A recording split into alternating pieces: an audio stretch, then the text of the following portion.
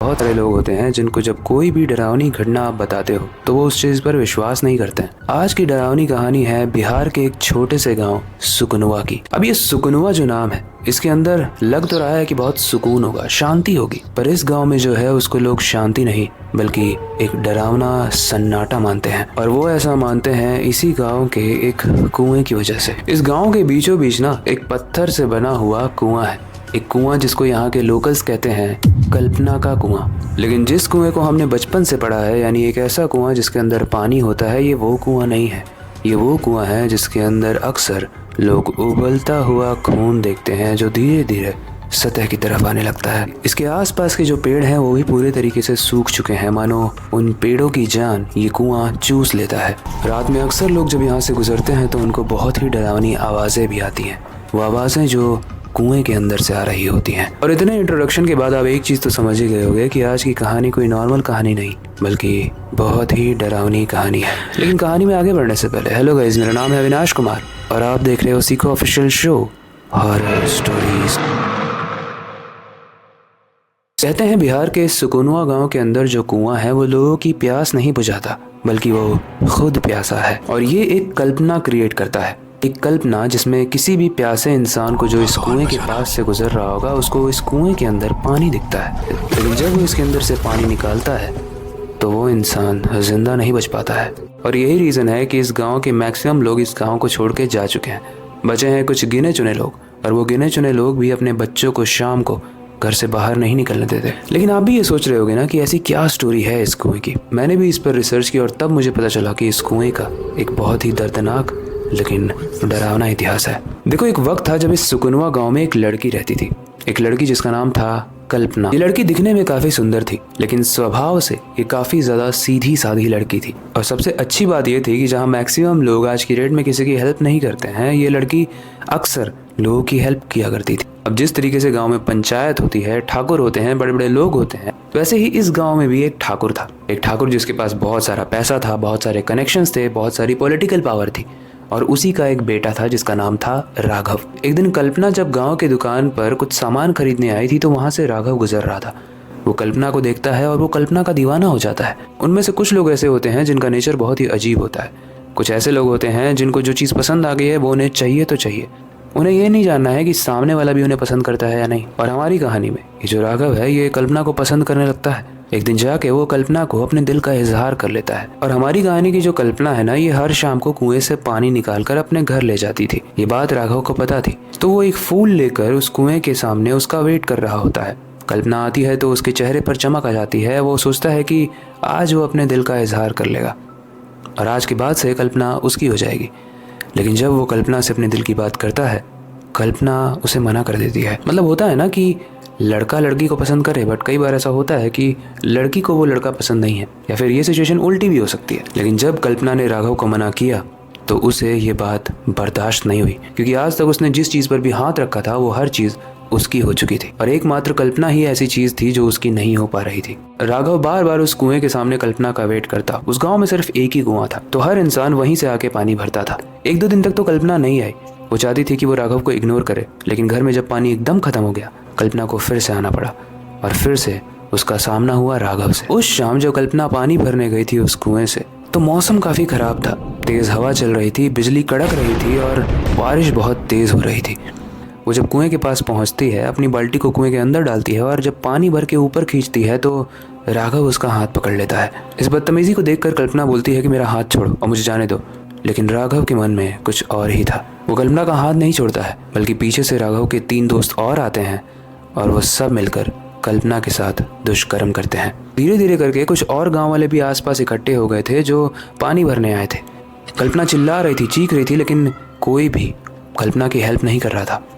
सब बस देख रहे थे। उसमें से एक औरत थी जो वहां से भागकर ठाकुर साहब की हवेली गई, ये बताने के लिए कि उसका बेटा राघव क्या कर रहा है। लेकिन जब तक ठाकुर साहब आते, राघव ने कल्पना के साथ दुष्कर्म किया और उसका गला घोटकर उसको इसी कुएं के अंदर फेंक दिया। जब ठाकुर साहब आए तो उन्होंने देखा कि वहां पर काफी सारे लोग खड़े हैं, वो लोग जिन्होंने उस चीजों को अपनी आंखों से देखा। उस दिन तो वो अपने बेटे को डांटते हुए अपने घर ले जाते हैं, लेकिन घर में जाके जानते हो वो क्या करते हैं? वो प्लानिंग करते हैं कि किस तरीके से इन गांव वालों के मन से वो बात निकाली जा सके जो इन्होंने देखा। ऐसे में वो गांव वालों को बहुत पैसे देते हैं। बहुत सारे लोग पैसे लेकर मान जाते हैं, और जो लोग नहीं मानते हैं उन लोगों को ठाकुर उस वक्त तो कुछ नहीं कहते हैं, लेकिन एक एक करके जब वो पानी भरने आ रहे थे तो सबका गला काट कर इसी कुएं में वो डालते गए। और धीरे धीरे ऐसा माना जाता है कि तब से ये कुआं हॉन्टेड हो गया। उस दिन कुएं के अंदर इतनी लाशें डाली गई जिसकी वजह से आधा कुआं खून से और लाशों से भर गया था। लोगों ने वहां से पानी लेना बंद कर दिया और क्योंकि उसके अलावा पानी का और कोई सोर्स नहीं था उस गाँव में, तो लोग धीरे धीरे वो गाँव छोड़कर शहरों की तरफ या दूसरे गांव जाने लगे। लेकिन ऐसा माना जाता है कि कुछ ही दिनों के बाद जब ठाकुर उस कुएं को साफ करवा रहा था तो उस कुएं में से खून से सनी हुई कल्पना बाहर आती है। उसकी आंखें एकदम लाल थी, उसके बाल उसके फेस पर झुके हुए थे, उसके नाखून बहुत बड़े थे और उसका मुंह पूरे तरीके से बीच में से फटा हुआ था। वो बहुत ज़्यादा डरावनी लग रही थी और जब तक ठाकुर और उसका बेटा राघव कुछ समझ पाते वो अपने नुकीले दांतों से उनका मुंह नोच नोच कर खा जाती है और उन्हें भी कुएं के अंदर ले जाती है। आसपास के लोग जो उस कुएं को साफ कर रहे थे वो इस चीज़ को देखकर भाग जाते हैं। ये बात रातों रात गांव में फैल जाती है और जितने लोग बचे थे वो सब चले जाते हैं। ऐसा माना जाता है कि अब कुछ ही लोग हैं जो उस गांव में रहते हैं। लेकिन जब इस गांव की स्टोरी बाहर वाले शहर वाले लोगों को पता चलती है तो अक्सर वो इस गांव में इस एक्सपीरियंस को महसूस करने के लिए आते हैं। ऐसे में गाड़ी में चल रहे दो दोस्त बिहार के एक हाईवे से गुजर रहे थे, लेकिन उनकी गाड़ी का जो टायर था ना वो पंचर हो जाता है। पास में वो कोई शॉप ढूंढ रहे थे लेकिन आसपास कोई शॉप नहीं थी। लेकिन टहलते टहलते वो इसी सुकुनवा गांव में आ जाते हैं। जो दो दोस्त हैं उनमें से एक का नाम है अविनाश और एक का नाम है उत्कर्ष। अविनाश उस गाँव में पूरे तरीके से घूम रहा है ये देखने के लिए कि कहीं कोई दुकानदार मिल जाए जो उनकी गाड़ी को ठीक कर पाए। लेकिन वो ये देखकर शॉक है कि इतना ज्यादा सन्नाटे वाला गांव उसने आज तक नहीं देखा। कुछ लोग उसे दिखे तो देखते ही दरवाजा बंद कर लिया, अंदर चले गए। यानी इस चीज को उत्कर्ष ने भी नोटिस किया। ऐसे में एक इंसान था जो दरवाजे पर ही खड़ा था, बड़े ही अजीब तरीके से देख रहा था। लेकिन ये दोनों उसके पास जाते हैं और बोलते हैं कि भैया हमें मदद चाहिए, हमारी कार पंचर हो गई है, हाईवे पे खड़ी है, क्या आप टायर ठीक कर सकते हो? ऐसे में वो इंसान बोलता है कि साहब आपको इस गाँव के अंदर नहीं आना चाहिए था, क्योंकि इस गाँव में जो आता है वो वापस नहीं जाता है। अविनाश बोलता है ठीक है मैं समझ गया, लेकिन मैं इस गाँव में रुकने नहीं आया हूँ। हम लोग तो बस यहाँ से गुजर रहे थे, हम शहर जा रहे थे, लेकिन हमारे टायर पंचर हो गया। आप बताइए आप ठीक कर सकते हैं कि नहीं? ऐसे में वो इंसान बोलता है कि मैं तो टायर ठीक नहीं कर सकता, लेकिन पास में ही मेरा एक दोस्त है जो टायर ठीक कर सकता है, आप चलना चाहोगे? अविनाश और उत्कर्ष अग्री करते हैं और बोलते हैं कि भैया आप इतना डराते हुए मत बोलो, सीधे चलो और हमारा टायर ठीक करवाओ। ऐसे में वो इंसान बोलता है कि लेकिन एक दिक्कत है सर, जिस रास्ते से हम उस तरफ जाने वाले हैं वहाँ बीच में वो डरावना कुआं पड़ता है। उत्कर्ष बोलता है कि डरावना कुआं भी डरावना होने लगा? कुछ ही बोलते भैया, आप ये सब बातें इग्नोर करो, चलो हमारे साथ। वो आदमी डरता हुआ इन लोगों को लेकर आगे बढ़ रहा था। थोड़ी दूर क्रॉस करते ही उन्हें सामने एक कुआं दिखने लगता है। कुआं जो काफी दूर से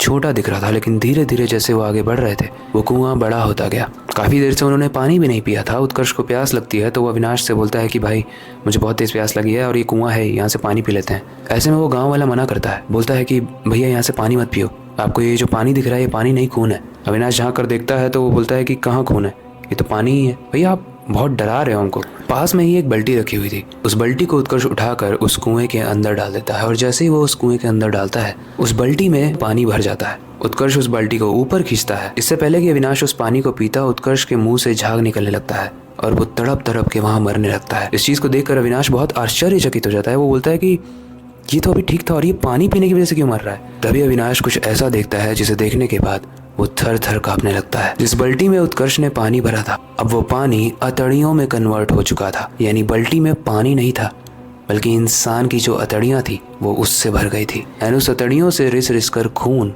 और बाकी गंदे और घिनौने तरल पदार्थ निकल रहे थे जिसे उत्कर्ष ने पिया था। इसी की वजह से उसकी मृत्यु हो गई। वो गांव वाला इंसान रोते हुए बोलता है कि सर मैंने कहा था कि आप यहाँ का पानी मत पियो, आपने क्यों पिया? अविनाश बोलता है कि भैया हमें एम्बुलेंस चाहिए, लेकिन वहाँ गाइस कोई भी एम्बुलेंस नहीं थी।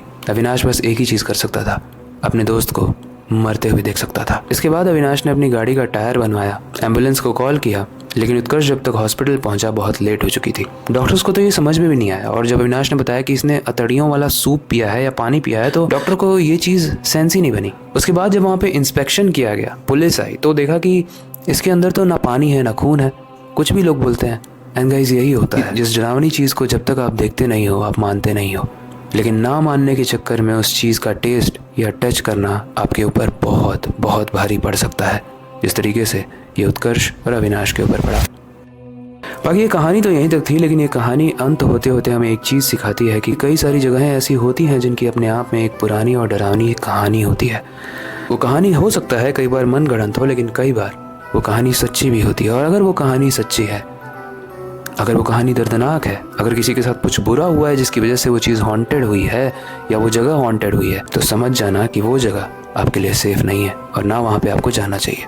ये कहानी यहीं तक थी एंड आई होप कि आपको ये कहानी पसंद आई होगी और थोड़ा सा डर भी लगा होगा। बाकी और ऐसी कहानियाँ आने वाले एपिसोड्स में आने वाली हैं, इसलिए मेक श्योर करना कि आप आने वाले एपिसोड्स को मिस ना करो अगर आप हॉरर फैन हो तो। फिलहाल के लिए वक्त आ चुका है इस स्टोरी को एंड करने का और नई सुपर इंटरेस्टिंग और डरावनी कहानी पर काम शुरू करने का। लेकिन जाने से पहले मैं हमेशा की तरह एक ही चीज़ कहना चाहूँगा, अपनी क्यूरियोसिटी को डाय मत होने देना, नई चीज़ें सीखते रहना, अपने बेड के नीचे और खिड़की के बाहर ज़रूर देख लेना।